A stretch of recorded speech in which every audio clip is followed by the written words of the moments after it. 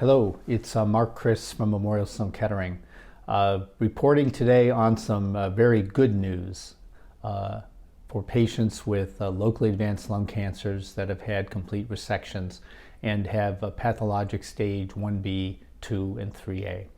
On April 10th, AstraZeneca, the sponsor of the study, reported that the Data and Safety Monitoring Committee recommended early unblinding of the phase 3 randomized trial comparing osimertinib to placebo.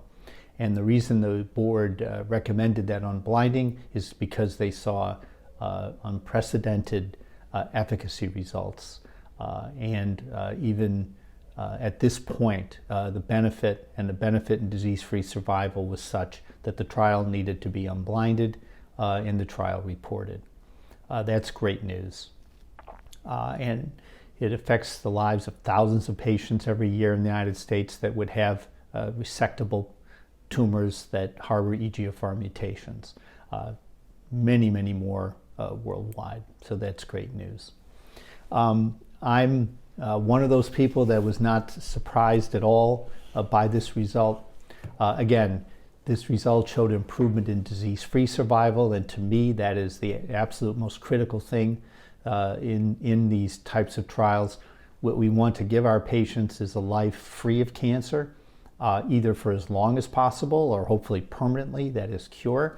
And the fact that this substantially improved disease-free survival after standard therapy was a great improvement.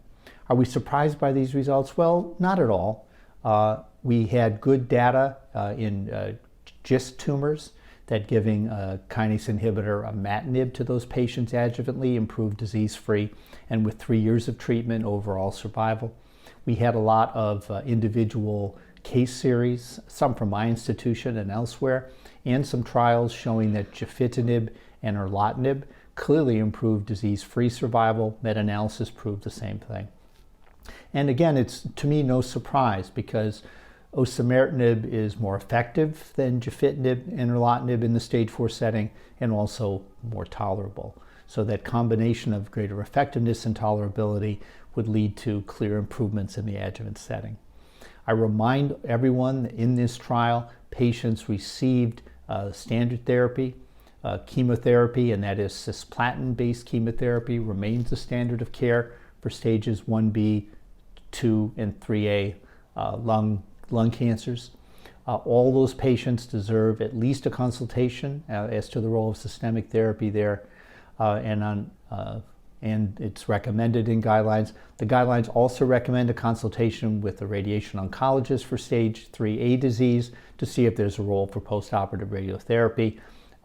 My reading of the literature is that in all the data, both in large national type data collections and in individual trials, postoperative radiotherapy to those patients that had mediastinal lymph nodes at surgery also improved outcomes, both local and systemic. So to me, this data establishes a new standard of care, and it does two things. One, it justifies testing in every patient that has a resected lung cancer to see if indeed they have EGFR mutant disease, and if so, treatment. To those people that are still going to say that disease-free survival is not the proper endpoint, I ask you to please listen to patients, speak to patients about what their goals of care are. I think if a tolerable therapy could improve the time free of cancer and hopefully even improve the chance of cure, that patients will be willing to undertake the added burden of taking a medication. It's a standard of care in most other cancers. People don't blink at 10 years of an aromatase inhibitor in a ER-positive breast cancer in the adjuvant setting. We shouldn't bristle as well and work with our patients and try to get rid of side effects. So this is a new standard of care. To me, it mandates testing at the time of surgery.